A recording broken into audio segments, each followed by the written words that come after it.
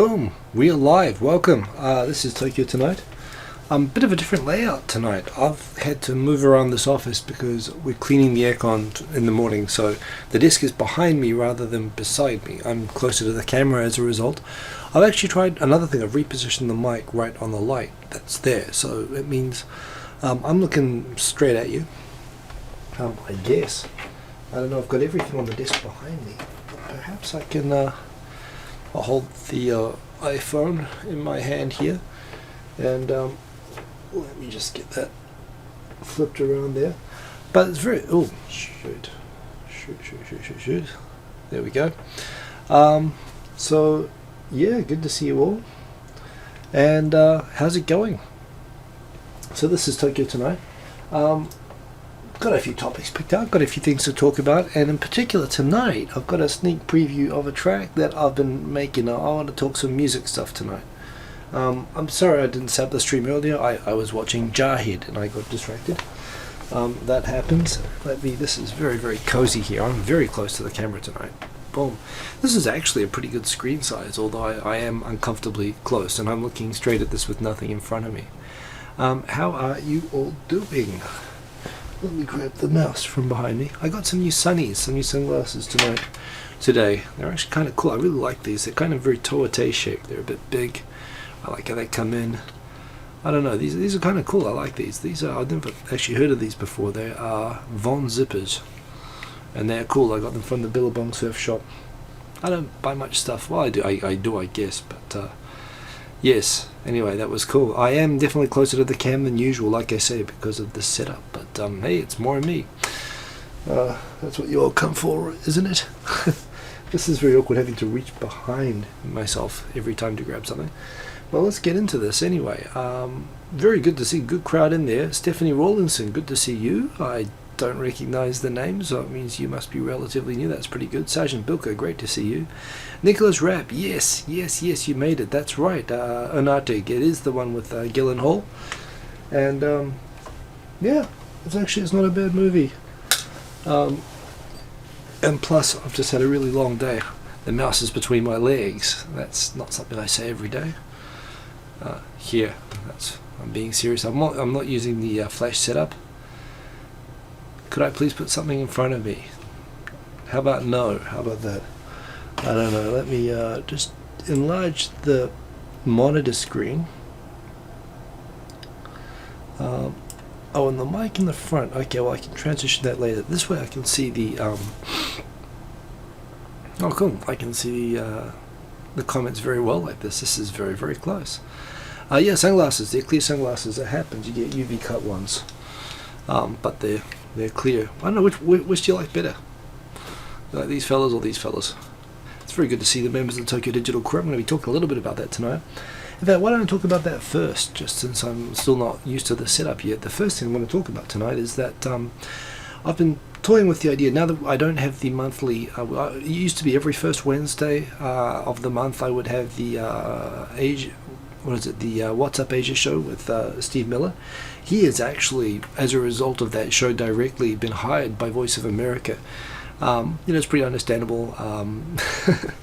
So he is now gone, and I don't have a show on the first Wednesday of every month. I'm gonna do a show that is going to be centered on the Tokyo Digital crew, and me and the homies are pretty much, I think, gonna hang out. And well, those that can join. It is a weekday, and it's the morning for most parts of the world, where the other members are. Maybe the members in Japan, it's cool. But I would like to do a music-oriented show. So I'm thinking maybe from this Wednesday, look out for that. I'm going to promote it a bit, but it'll be a show just where I'll talk about the tunes that have gone up that people can use on their videos for the week. My thoughts on those. Maybe get so many people on YouTube are musical when you talk to them. So I think it's a good excuse to get people on to collaborate with. I would like to use it for jamming. You can actually use the studio sound functionality in Google Hangouts, which will let you do very, very latency, no lag. Matagaijin could be good to have you on, and Ben Duncan would be great to have you on. I think I'd like to get friends, like I've got a friend who plays the Sanshin. It'd be kind of cool to get him on and to actually like jam a little bit live if that can be done. it'll be something different. It won't be talking about Japan. It'll be based on the Tokyo Digital Crew, and the Tokyo Digital Crew's origins are with those comments. I can see there. Frederick Koenig, good to see you. It's with all these people here who we started talking music, and we ended up, now we are making, we're jamming. And actually, I'm going to give you a sneak preview of what we are jamming with at the end of this show. Tai, the next project I already have in mind, I've got the track that Nombidi made that I'm playing with, the Break of Dawn track, which is on SoundCloud and anyone can download it. I downloaded a bunch of Bailey Funk stems, and I want to do a sometimes samurai oriented remix where I want to take some of his stems, because I really like some of the elements of Break of Dawn. I want to put it on a Bailey Funk beat. I want to get you to play some bass and some stuff, Tai. This is the sort of thing I'm going to talk about actually on this monthly show, on the Tokyo Digital Crew show. And I want to get like Maki, or maybe even Yuichi Chuba Winton on, and with some vocals around that. No, I'm not just thinking you could do it probably like all the private messages. I should turn the notifications off. We've got the I don't know, I want to do something like that, but we are doing some funky shit at the moment, and some next level shit. Seriously, like I've been actually learning how to like master tracks. I've been getting into Adobe Audition, and I've been taking the track that Fabian made, and I've been working with another YouTuber, Maki TVJP. I'll show you all this at the end actually, but it's awesome, and we're going to start planning out the vocal, and I wrote all the lyrics and everything for it, and that's coming. And there's going to be, well, Lurky McLurkface, that is a username that wins the internet. Lurky, it's a pleasure to have you here. Welcome Tokyo Model Detective. You review and make models in Japan. It's This is the type of person I am. I assume first you meant like beautiful women, or I guess that could be included.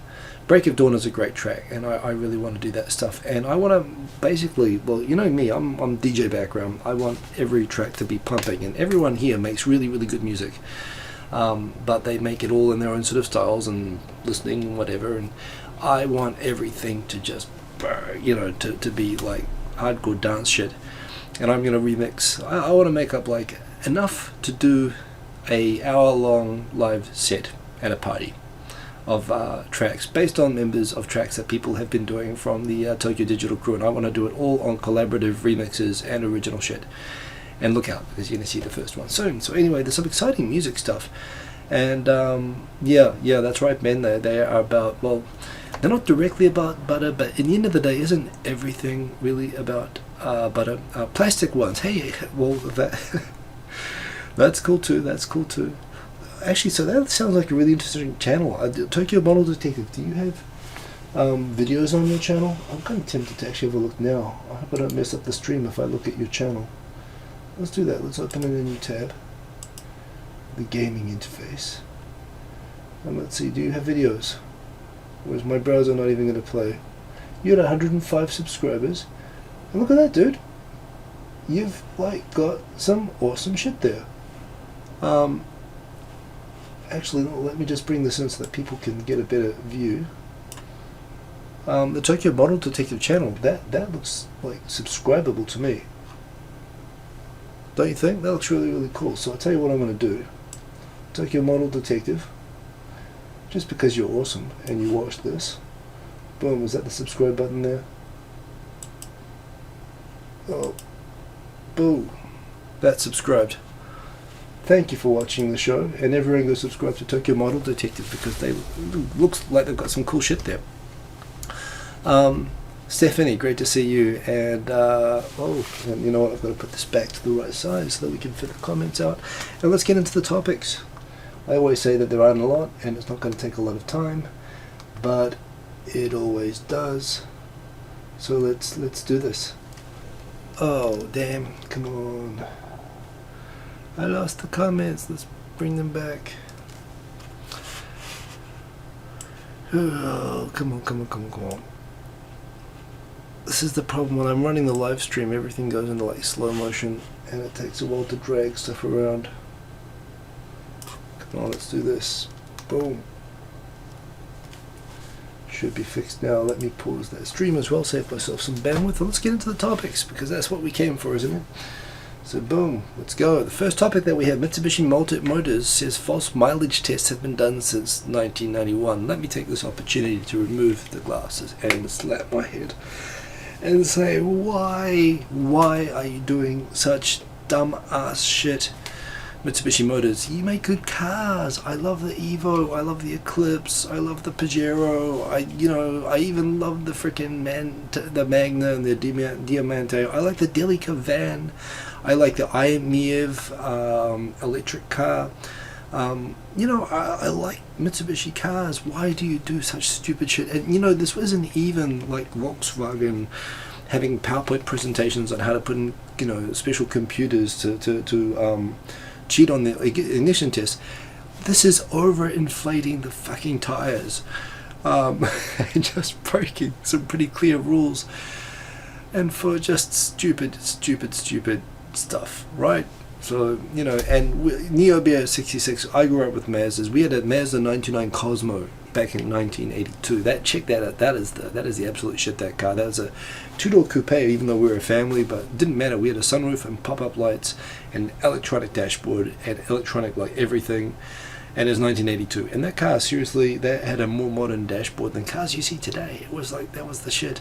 And we had a 66 back in New Zealand. My dad wanted to get an RX-7.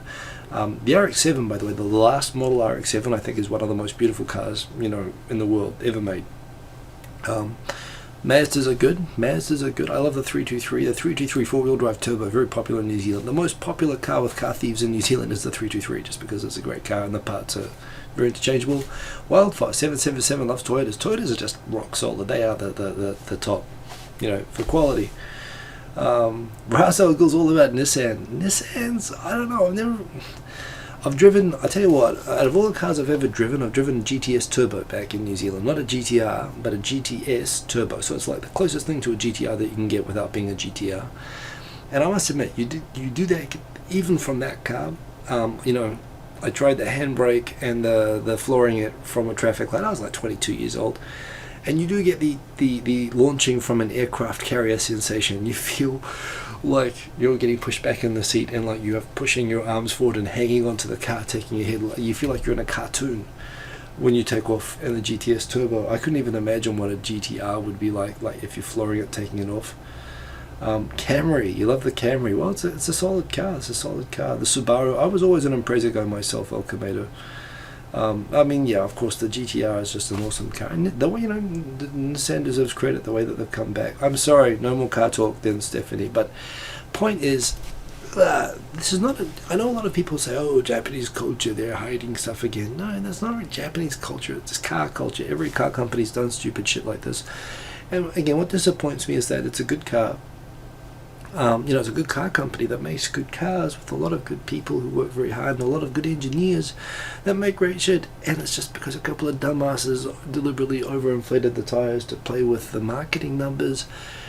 And this could be the end of the company now. This really could be. This could be the end of it. After the recall scandal that they had back in 2000, the company nearly wiped out then. And now the Mitsubishi real estate group is kicking ass. The heavy Mitsubishi Heavy is doing awesome. They're building submarines and ships, and they're going full military export again, and this is hurting the brand. And I think the Mitsubishi group is just going to say screw those guys, and it's a shame. Ty, you're in Motor City there. Chevy, I don't have a great impression of American cars. I'm just trying to think. I drove a Chrysler for a few months when I was in training in Philadelphia. It was a nice car, the Voyager. It was a nice sort of van, but squishy suspension. It was okay. I have driven a Mustang convertible in San Francisco, right down Pacific, down the coast there, with the top down on a long drive. That was awesome, but So anyway, enough with the car stuff indeed. But Mitsubishi, why? Just so stupid, and such a waste. And I really, I hope this doesn't wipe out the company, but it might happen now. This is from Rocket News talking about Yuta's video, and this is actually coming on towards the title of this video.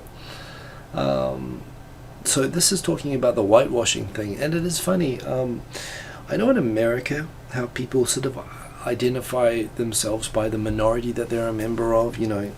Obviously, it is interesting to me when you live in Asia, it's like being in Europe. There's nowhere more, if you live in Italy, there's nowhere more different than France, or nowhere more different than Switzerland or Germany, and you can never get them mixed up. But you go to, Britain, and the EU is kind of the EU. I mean, everyone knows the EU is very diverse, but then you go to America, and it's like they're Europeans.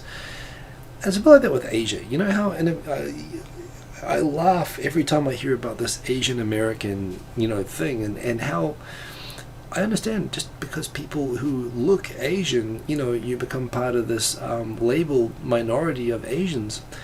And when there was this thing a few months ago when kimono culture was appropriated for there were these Chinese American, there were people with Chinese names anyway, talking about the appropriation of their culture. Could you imagine if actually in China, if Chinese people tried to claim Japanese cultures, they wouldn't, you couldn't think of anything crazier or countries more different than if you're sitting in Asia and you're talking about Korea and China and Philippines and Japan and Hong Kong and Taiwan and Malaysia. And yet in America, it is kind of funny to me how, by virtue purely really of, well, frankly, of racial appearance, just the fact that because stupid idiots who look like me, stupid Yorkshire heritage white people think that all Asian people look the same. Asian Americans, they accept that, and they kind of adopt it themselves, and out of that is born, through this ignorantly identified culture of Asians in America, this Asian American culture. And then hence you have this sort of thing with the whitewashing of Hollywood, and the idea that Scarlett Johansson is playing someone who is half Japanese, remember, from in the character.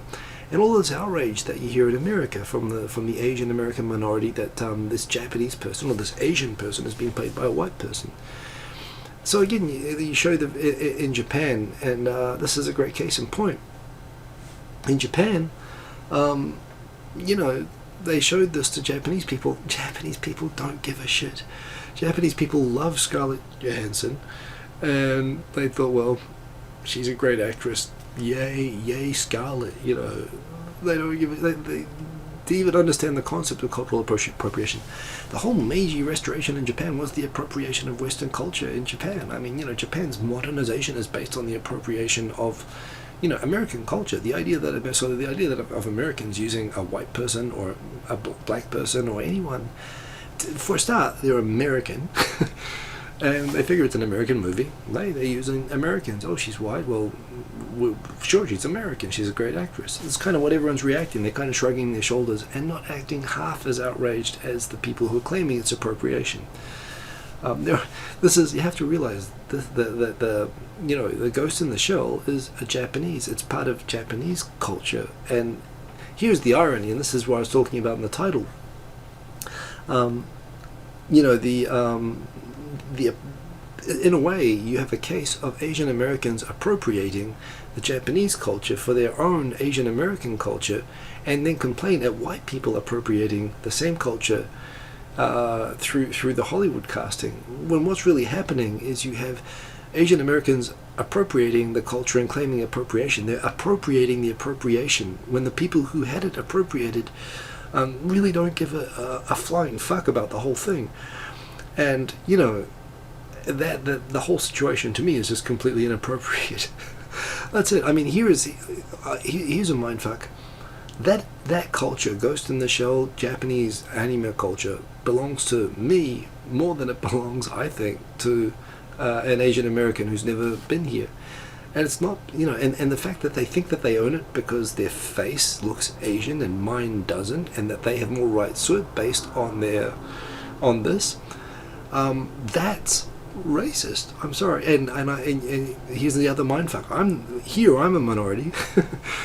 I'm more Japanese than you are, and I'm more objective about the sort of thing myself. I'm not claiming to be Japanese, but I'm just saying, it's more, at least I understand or give a shit about the actual culture that we're talking about.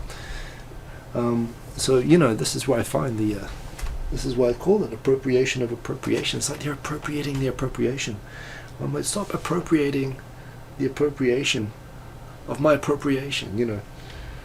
And the thing is, the real people, this is like a non-issue to the people who to actual Japanese people, as this video shows. So it's kind of funny. Anyway, that's where I find layers of irony. I find this to be appropriate. It's like inception and appropriation. How would you combine those words? It's like appropriation. That's what this is. Never mind. Who we got here? Oh, East Riding. Actually, so Amble. Bronte country here, a lot of actually like multiple ancestors from different parts of Bronte country, so actually West Riding for my lot, although yeah, basically a lot West Yorkshire heritage. I'm like 90% Yorkshire, which is funny. So yeah, we got Yorkshire rocking the comments there. Foghat, good to see you, by the way. Let's keep going forward. Some tips to being a better karaoke singer from a professional singer. One thing about karaoke is that I learned a lot of my Japanese in karaoke. Can't recommend it enough. I learned to kind of sing as a result of just practicing over and over. But here is a Japanese singer-songwriter, Yu Mamada, which is a really unusual surname, by the way. Mamada, is that really her surname? And these are things that I do. Anyone who's seen me at karaoke knows that I actually focus on these things. So I really Bradford is awesome, yes. These are the appropriation. There we go. Stephanie Rawlinson, see, we got Yorkshire rock in the comments. That we got the Viking, the Norman colonists taking over. So more than pitch, focus on the song's rhythm, and I think that there's a really good point there. That if you're off rhythm, even if you're on pitch, it sucks. That's true. The other thing about being on rhythm is that I think it helps with breathing. Breathing is so important.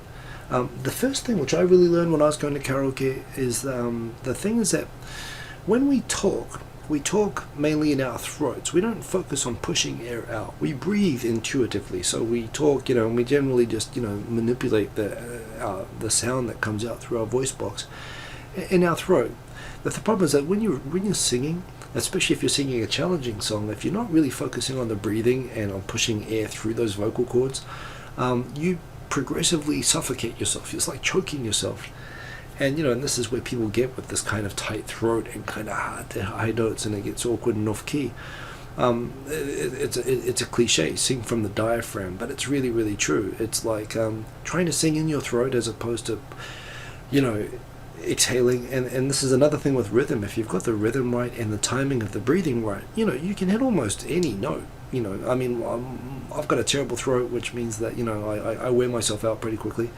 But you learn pretty quick. So rhythm is super important, not just for sounding good, but actually for pitch and everything else. It's actually, if you focus on that and you focus on breathing, you can hit notes that you wouldn't be able to hit if you're not learning to sing from your chest. So that's a super good one. Adjust the echo and volume, super, super important. People don't do it. And, karaoke often sounds like shit, and it does vary from song to song. And I'm the DJ.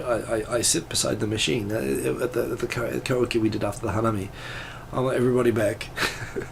It is super important to get the volume right, and for the right person, and sing songs that you like. Indeed, sing songs that you know. Well, the more to the point, if it's a song that you like, you know it, and that's why. So these are good tips, and this is good. So this is the actual story which drew my attention more than the Ghost in the Shell thing.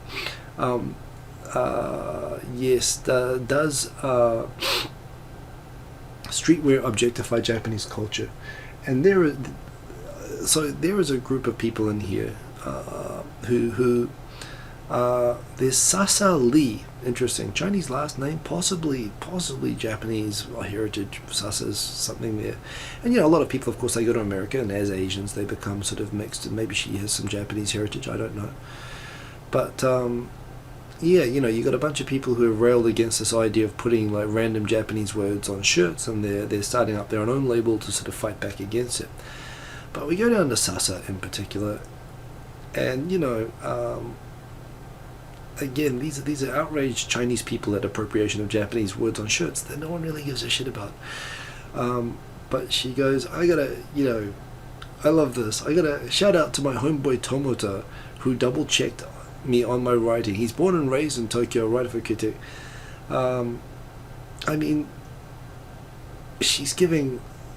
She sounds like a dumbass. Really like a dumbass when she's talking about this. This is literally like me claiming Danish or Norwegian heritage from being from Yorkshire heritage, and you know, claiming, like, putting Norwegian, getting in like Norwegian Google Translate and putting Norwegian words on a thing, and, you know, saying don't fuck with the Vikings. Seriously, I mean, and the thing is, she's not even that. She's Chinese heritage. These are very, very stupid people who are claiming militantly and fighting against appropriation of something that's not theirs to claim appropriation of in the first place. That said, it's kind of cool. This is just an interview to me with, I hate to say it this way, but some not very smart people. So yes. By the way, Ty is asking me, do they have the band Sublime at Japanese karaoke bars? I don't know the band Sublime. Well, I'm out of touch. I'm really out of touch. I'm not keeping up with the charts. They're pretty good keeping up with popular music. It's harder if you're looking for stuff that's like 10 years old or whatever in English and so on. You can struggle. It depends on, all the places have different catalogs.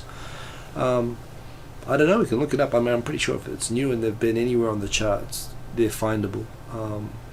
So I don't know. I'd be interested actually, Ty. Actually, and send me on the Tokyo Digital Crew list. Send me some songs that I should learn if you've got some recommendations there. But anyway, the objectifying. You know, it was appropriation. It's actually objectifying. You know, there's objectiception going on there. And I don't know, Lee or whatever. So this is pretty cool. Samsung and LG are both releasing basically what looked to me to be kind of rip-offs of the Ricoh 360 with better specifications, which is kind of what Korean, you know, smartphone makers and electronic makers are good at doing. I'm a big fan of the Ricoh Theta, big fan of the Ricoh 360, but there again, Samsung's investing a lot in virtual reality equipment, and they want people to make content for it. And this allows live streaming from this, as well as higher resolution. I'm going to sit back a little bit and see where this goes, but I think I'm going to be upgrading my Ricoh 360 soon, and it is kind of awesome. So this is kind of exciting technology, and I think they announced the price for this, and it's going to be like $300 something, if I recall correctly. So, you know, there's this 360 camera genre is getting kind of cool, and I'm gonna check that out. And Sublime, I'm gonna definitely look at that. Santeria, this is another one I need to be looking up. In fact, be read to will. So, actually, if you guys can keep notes on that and tell me later on, I'll go and listen to it. This is also interesting. I should probably do this partly for the show. Omo, I haven't downloaded this yet, but it analyzes my speech to help me improve my public speaking. I've never really had a problem with public speaking. I used to move around so much as a kid. I'm actually more comfortable talking in front of strangers than people I know. I get nervous as hell when people who know me are watching me.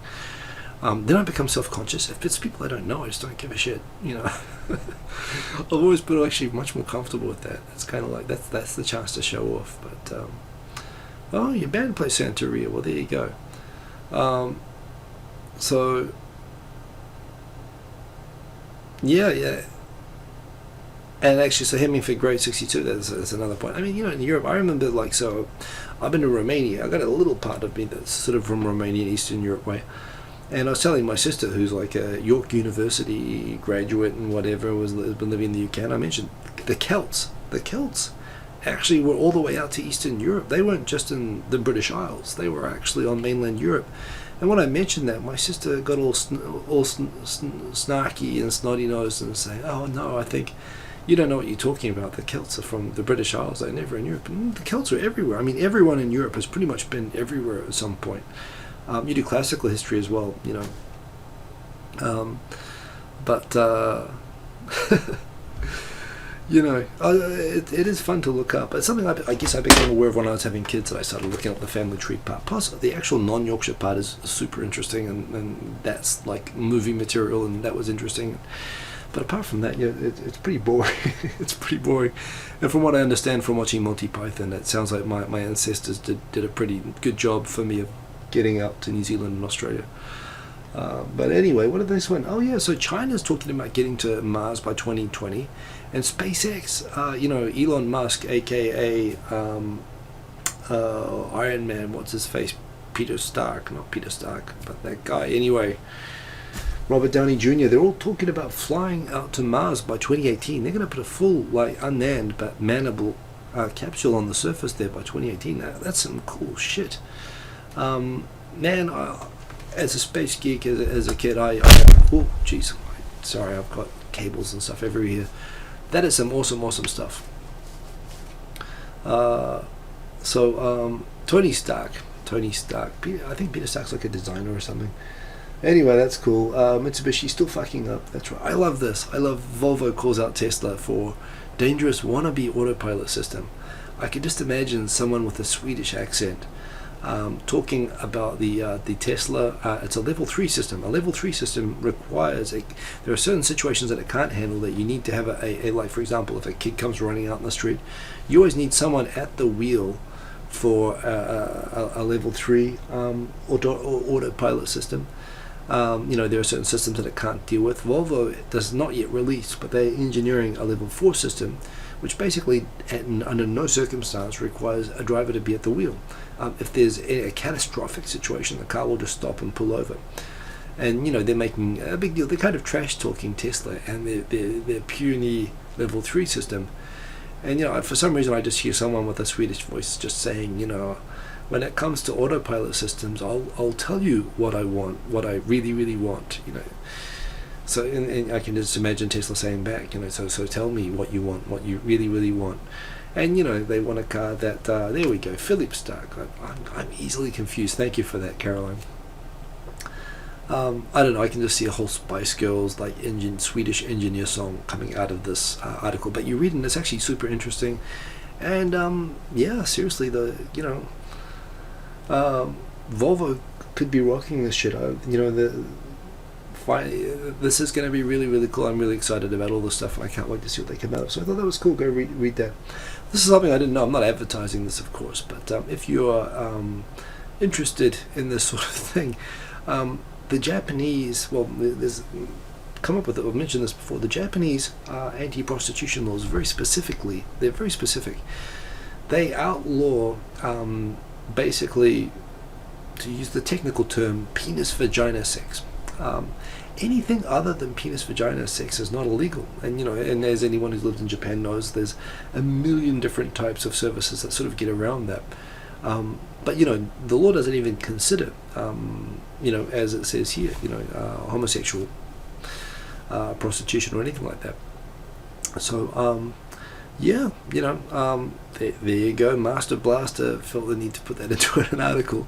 And for those of you who hadn't already figured it out, yeah, it's true. I mean, Japan is super liberal about all this stuff anyway. And frankly, even and all that said, I mean, the whole prostitution thing as well is pretty much, Japan is big on all that stuff, and they do it without the Christian guilt that we have in a lot of Western countries. So yeah, it's but there you go. So this has been interesting this week. YouTube has put out a number of blogs where they are they're shaking up the entire process of content ID takedowns. For if you've got like a radio playing Let's Get Crazy in the background while I'm talking about my awesome live show about Japanese news, and Prince comes and threatens to burn down my house or whatever, as typically happens, and you lose all the monetization on the video. YouTube this week has announced they're starting up a new system, a new process whereby they will allow counterclaims within the YouTube process. They won't say go off to a court, which means it's going to be easier to dispute, basically music companies, auto flagging and auto crushing channels and taking their monetization based on stuff which is within the realm of fair use, commentary, incidental, all the categories that they have, at least in America. And YouTube is governed by US law, TOS.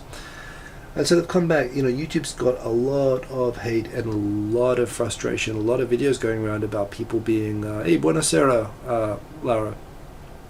A lot of people there giving a lot of frustration about the whole YouTube content ID tagging and takedown process. And they've come back this week with a whole new process, and they are talking about why they're doing that. They're going to get a lot of shit from the music industry about doing this.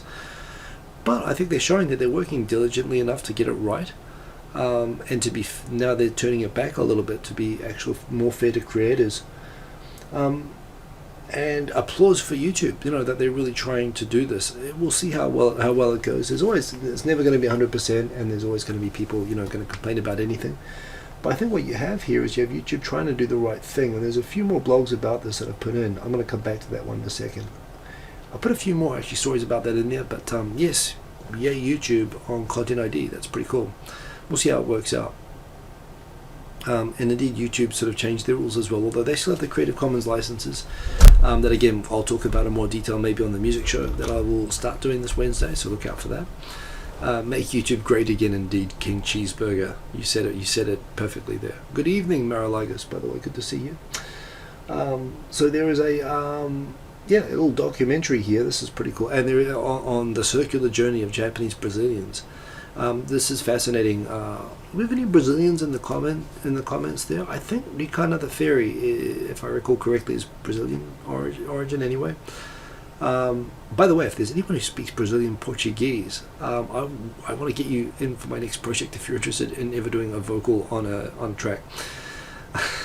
I love baile funk. I love karaoke funk, and I'm going to make a track for that. Anyway, so what this documentary, which I haven't actually watched yet, I sort of bookmarked this, and there's a story about it, along with in fact, okay, this is a Kickstarter campaign to make it.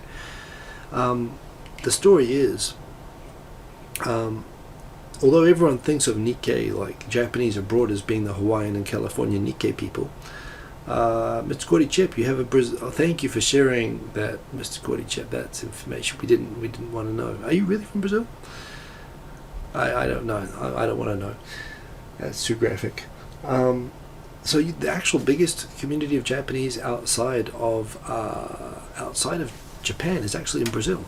Massive community there. What's really interesting to me about the Brazilians, however, and the Brazilian Nikkei, the Hawaiian Nikkei, the California Nikkei cultures are all very, very different, of course. By the way, very nice to see Christina there in the comments. She makes awesome videos.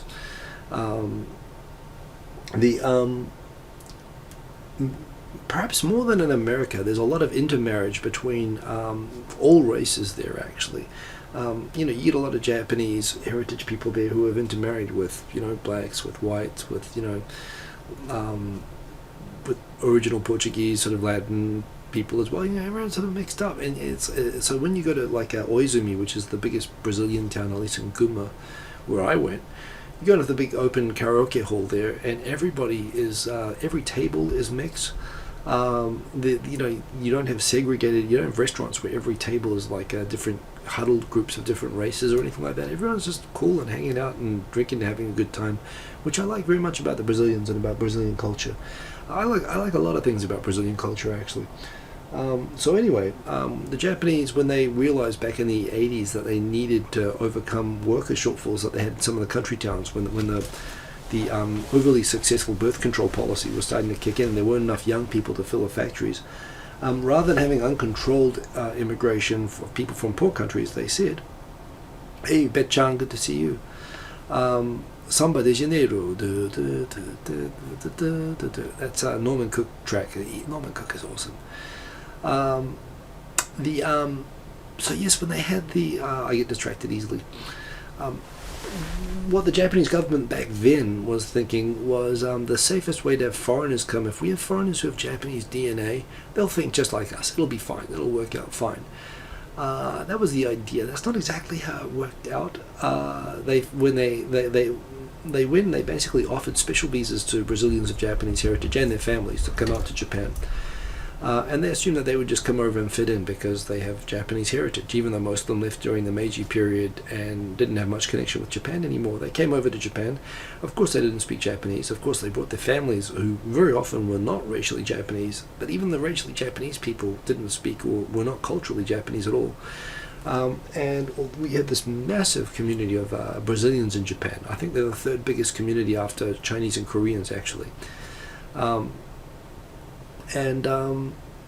They were invited to move over, as the thing says there. The law allows Japanese people of Japanese descent to settle in Japan for work.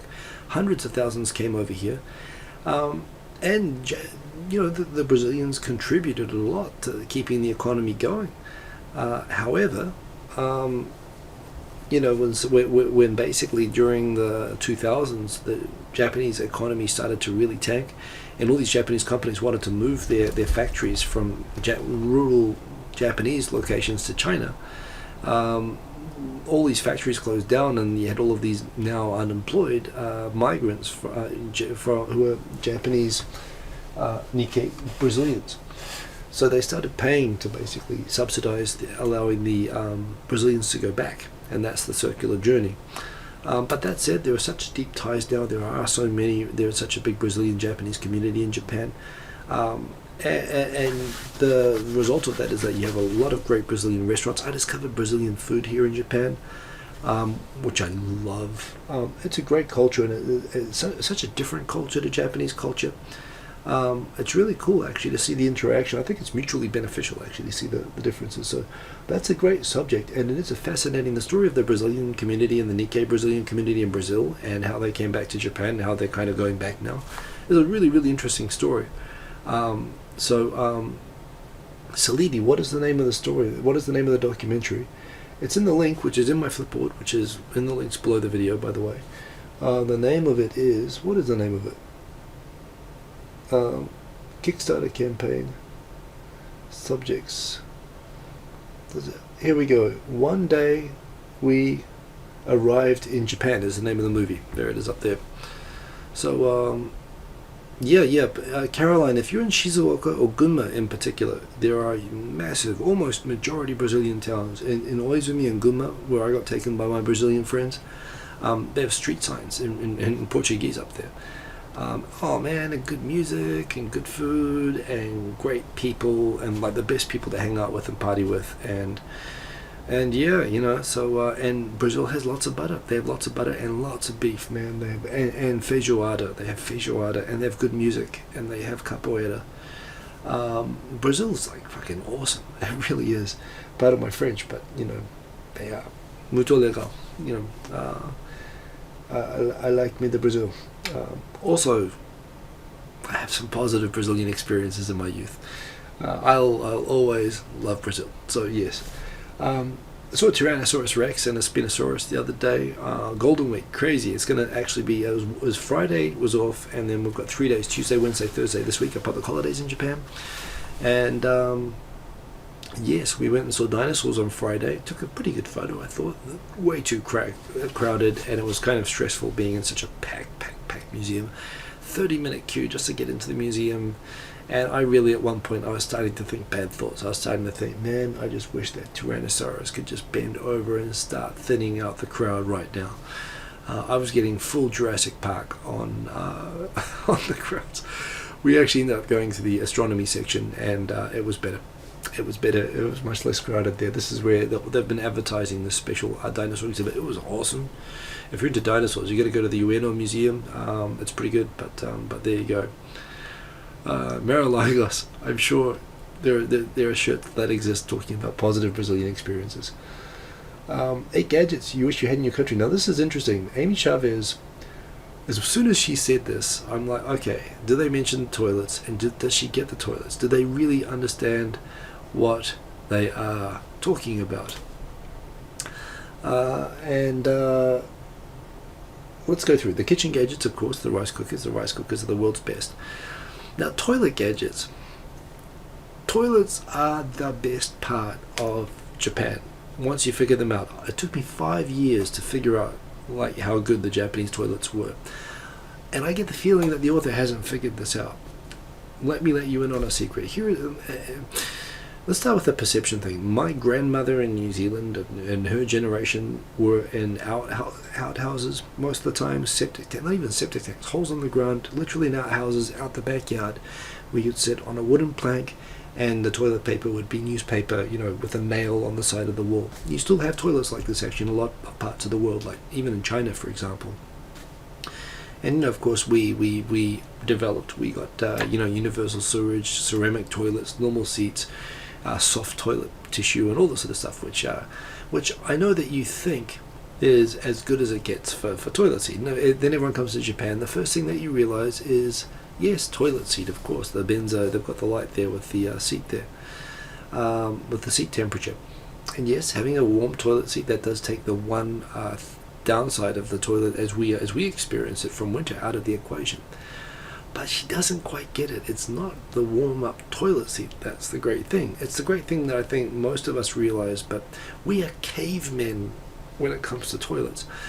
I was terrified for years and years of Japanese toilets because of all the other buttons that mention high pressure jets of water that, depending on whether you're a boy or girl and where you want to be clean, will clean like everything. And you know, that sounds like getting violated, and I was very scared of this whole idea.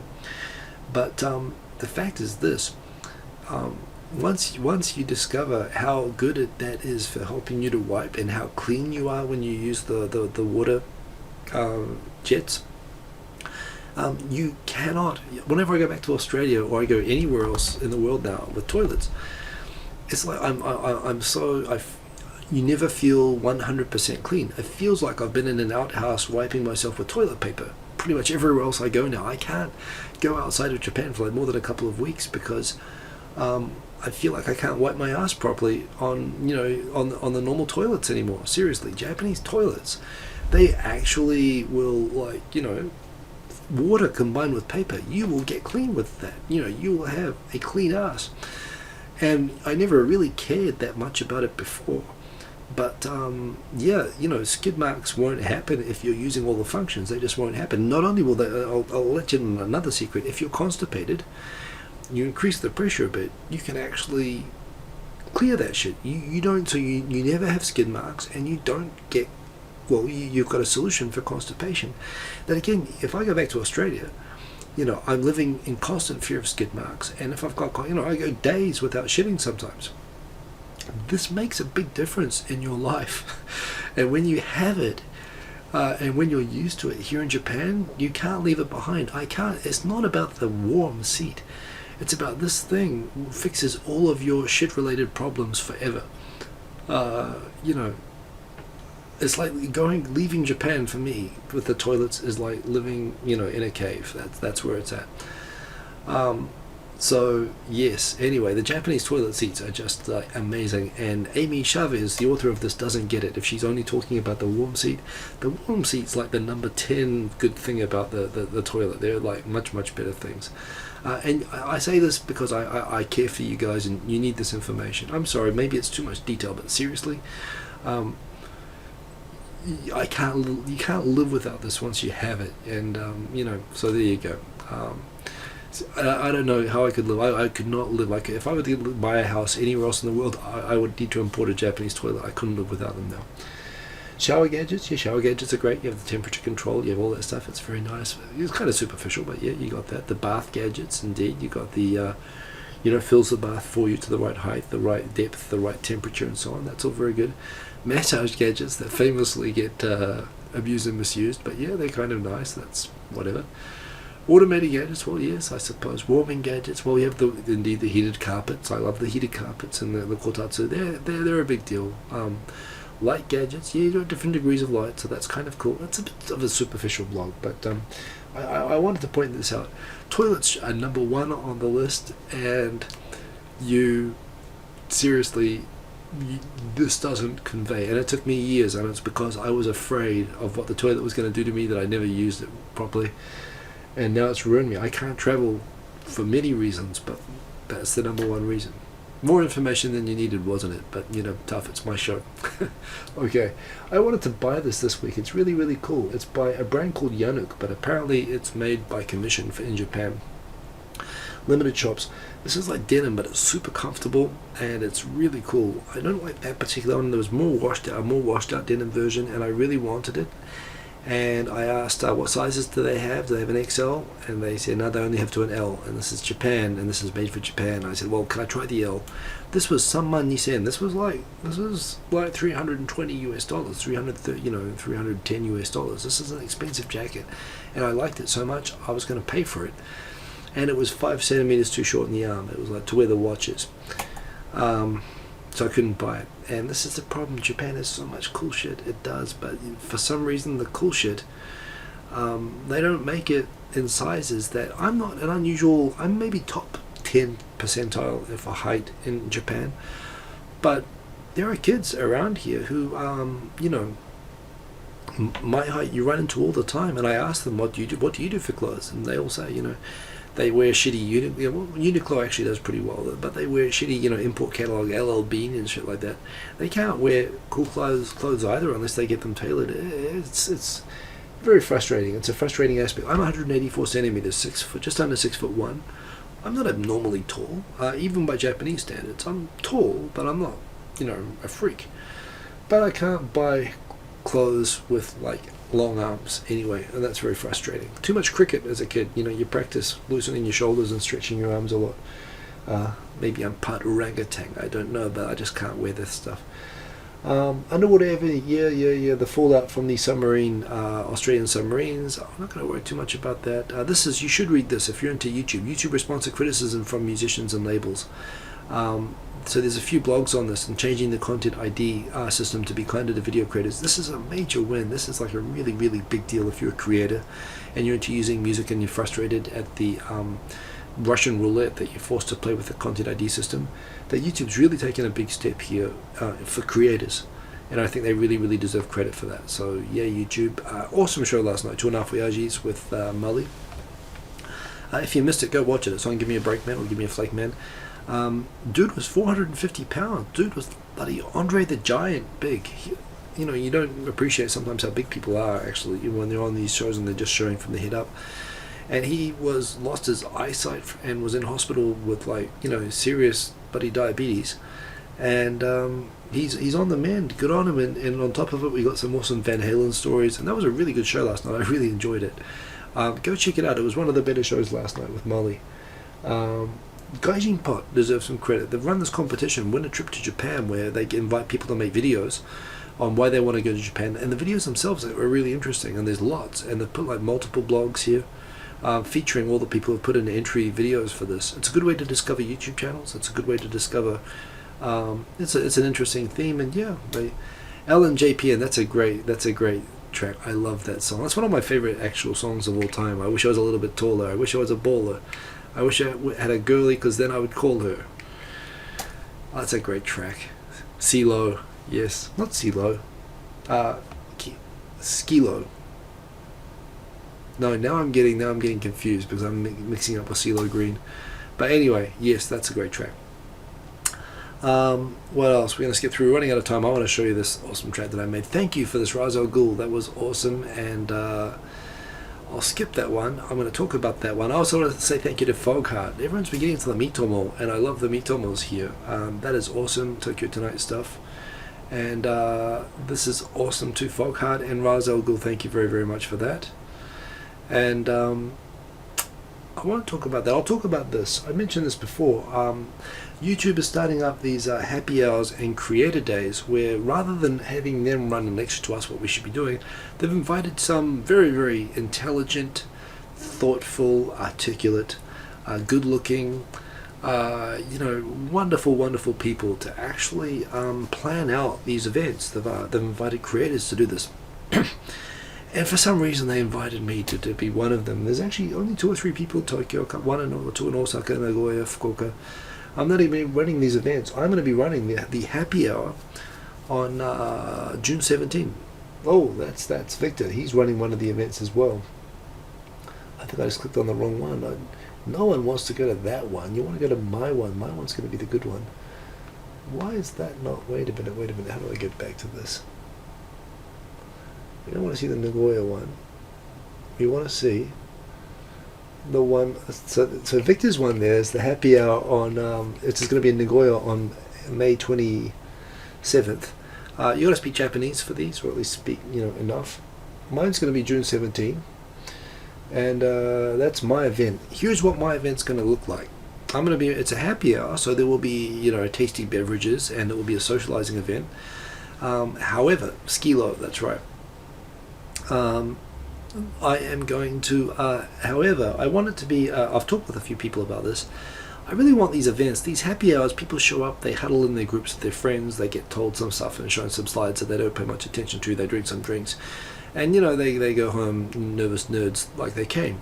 I want people to like actually like get to know a bunch of other creators and really talk about YouTube stuff with people and connect with people that they don't normally work with or know. So I'm actually setting this up like a workshop. There's going to be a video creation exercise in the beginning.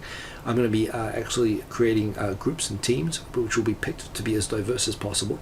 And we're going to have people from the space. We're going to provide all the freaky cameras that they have, like not the cinema cameras, but actually like the 360 cameras, the action cam, the first person perspective cams. There's going to be like a video making exercise given for a bunch of groups for the first half of it, and the second half of it there's going to be a group discussion where I will be connecting, I will be setting the topics, and I will have groups decide what are the points for each topic, like what are ways to make money from YouTube, what are creators looking for from YouTube nowadays, what types of videos are out there, and what are really exciting new genres of video and so on, and then have a group discussion. But rather than have someone like me or have experts come in and talk at the participants, I'm going to get the participants talking with each other and sharing ideas as much as possible. So whenever I talk with YouTube creators about YouTube, the creators know more and have much more interesting stuff to say, frankly, than YouTube does quite often. And there will be alcoholic beverages provided as well to help the discussion along, just to make it even better.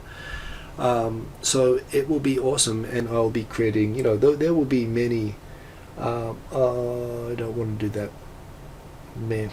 There will be many happy hour events, but this one is mine, and this will be awesome. This will be the best one. So sign up for the April for the June 17 one. I will be doing like multiple happy hours. If the first one goes well, I will do multiple ones like it. And plus, on September 3, I will be running a Creator Day event, which marks September 3 in your calendars, because that will be the day of the summer party. And as a precursor of the summer party, these events can only be applied to by people with more than 1,000 or less than 10,000 subscribers. It's a YouTube rule. However, the big party is going to happen after the Creator Day, which I will run on September 3rd. So look out for that. This is going to be awesome, and this is going to be me running it the way I've always thought a YouTube event should be run. And you guys can all tell me what's working, what's not working, what you want from these events, and I'll do it. You know, I'm easy. You know me. And Cajon, indeed, we're going to maybe even get the Cajon thing. I'm talking about it. Well, again, Cajon, we're going to talk about collaboration stuff and music stuff. If you missed in the beginning, this Wednesday I'm going to start the first music-oriented show, so look out for that. But anyway, oh no, see, this is a problem when I press the low power mode. I'm going to go into settings. Well, I'm not going to be on for that much longer, so let's turn off the low power mode and get back into it. And thank you for that, Folkart. That was awesome. And that's pretty much it. So what I want to do to finish out the show, thank you for that, Raz Al Ghul. I'm going to leave that on there. I want to let you guys in on a little secret. This is a private track. This isn't public yet. We're still kind of polishing it up a bit. But if we go into my SoundCloud, although I haven't been releasing tracks, I've been kind of making some tracks lately. There are 2 tracks I would like to share with you. These are tracks which I will not be playing live per se. These are tracks which I've been actually editing in software and kind of getting used to the idea of making stuff like collaboratively and using actual like production software. So there's 2 tracks here which oh, and you can't see it because that sucks. Okay, wait a minute. I can address this. Let me do it this way. So sorry, I've deliberately disconnected that because I just want to go over here, and that is my Flipboard and bookmarks and SoundCloud. Where's SoundCloud? Here's SoundCloud. Okay, we can do this. Connecting. Okay. So this is in need of... am I not logged in? Come on, let me log in. Okay, let me do this.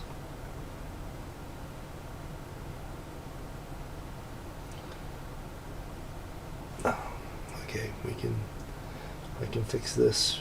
Desktop site.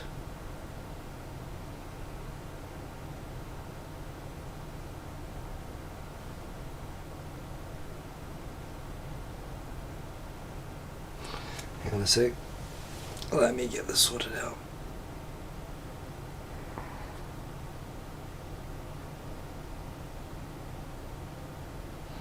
No, I don't want to do that. I just want to go to my own stuff. Please. Hang on a sec. Anyway, I made 2 tracks. The first track is a Folkheart track, which I've remixed, and I put a kind of a trance thing on it actually, and it is awesome. And the other, okay, so this is working. Here we go. So this is just a sneak preview. Come on screen. Here we go. So I've made 2 tracks actually. I've been experimenting with Bailey Funk, and I've also been making a proper dance track. I don't want that to be playing through there. So okay, that's all good. So anyway, these are photos from parties I used to do when I had more hair and I used to DJ. This is what they sound like, and I want to show you. So let me play these tracks as the outro and show you what I've been doing when I haven't been uploading tracks lately and what is coming. Let me put the big headphones on. These are low-level technical issues, but they're all solvable. Boom. Okay, put these on. And I want to build this up, but this is some really cool stuff. So the first one, Never Let It In. This is a Folkheart track, and this is awesome. And I always thought it was cool, but it didn't have much of a beat. And I love the beat.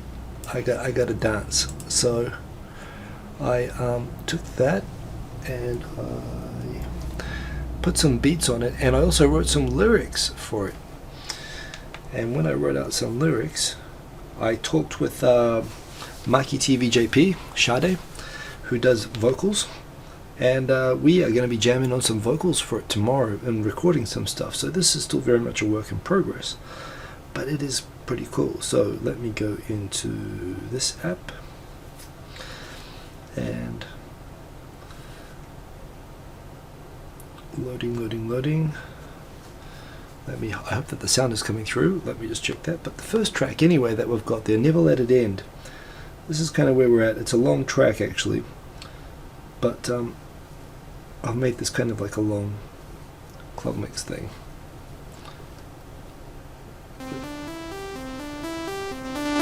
Is it coming through? I think it is.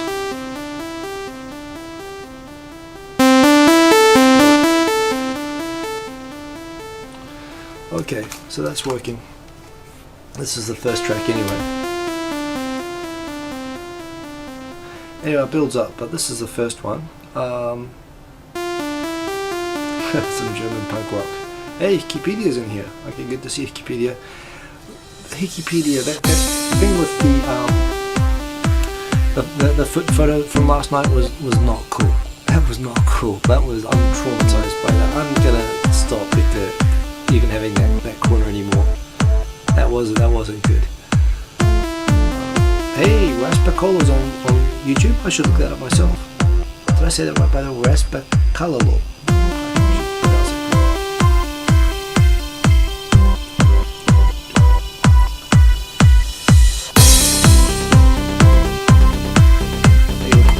The point was, this track didn't have any beat. It didn't have a sort of the sequential bass line. That's what I wanted to put on.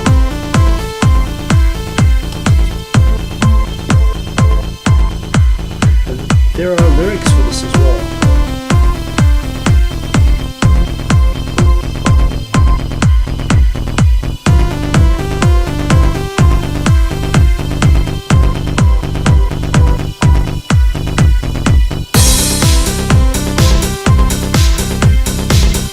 This is what I've been doing.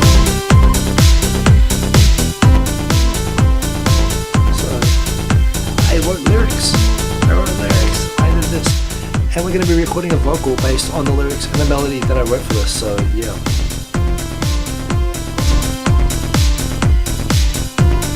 This will be coming out soon.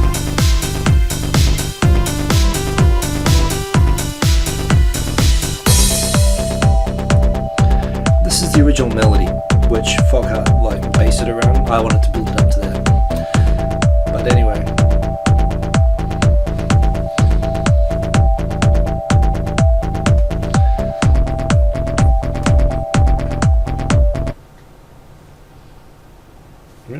Play.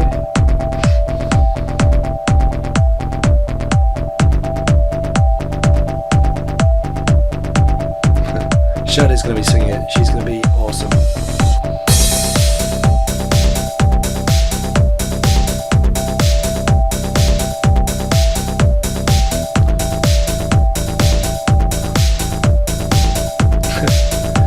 Yeah, it's a little bit slow. You could make this faster, but I like the original beat that Foghat set up for this. This is Foghat's track, by the way. This is my remix of Foghat's track.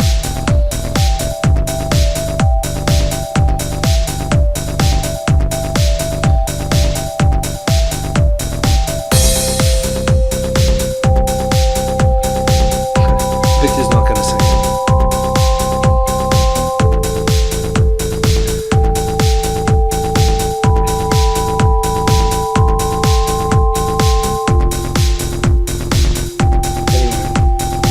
Kind of built up. I'm going to skip a little bit to show you what else is in it.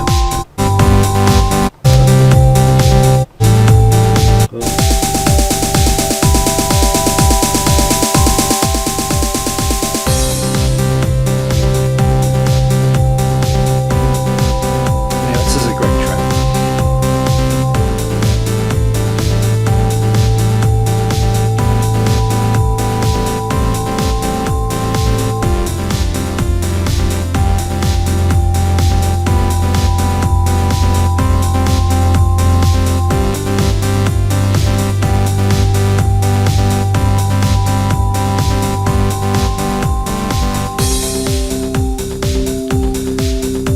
So anyway, that's a sneak preview of that track, and that's going to be awesome. It's going to come out with, I'm going to make it actually the mix tighter for the vocal version and have a long version and a short one, but that's kind of cool and I'm really liking that. I also just put together just some bits and pieces for a musical idea for a Bailey Funk track, which I want to do actually this is from Nonbiri Hito, the Break of Dawn track, and I want to do some stuff with some other people around this one as well, but this is just the idea, and this is a genre of music I quite like.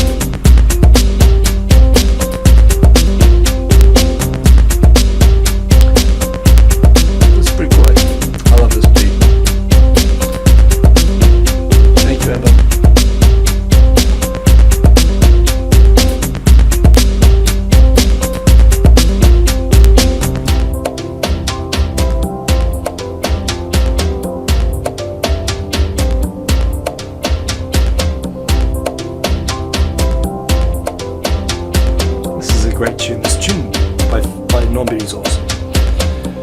This beat's possibly inappropriate. I'm liking it.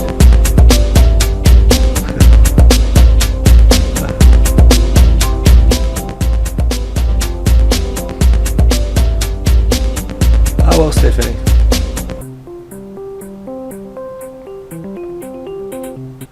Well, it was nice having Stephanie, but anyway, you can't love everything. This is just musical ideas that I'm playing around with, but it's all good. It's all good. So that's it. So look out for the music show on Wednesday. These are some sneak previews. These are both not released. The full track, the original track by Foghat, as he mentions in the comments, is going to be released soon. In fact, I mean, I'm cool with you releasing that any time, but it's going to be really cool when we get vocals and everything with it as well. So I'm having a lot of fun with this stuff, and there will be music coming out soon. So look out for that stuff. Hope you enjoyed the show. Thank you for joining me once again, and I will be seeing you guys same time, same place next week. We're going to have 2.5 Oyajis on Saturday, but look out for Tokyo Digital Crew Live. I'll think of a good show for the name, and that'll be on Wednesday. So Wednesday morning most parts of the world, Wednesday night in Japan, as well as 2.5 Oyajis next Saturday, and Tokyo Tonight every Sunday. I've got nothing else to do. I'm always here. I'm going to go and check out if Leicester won or not now. That's interesting.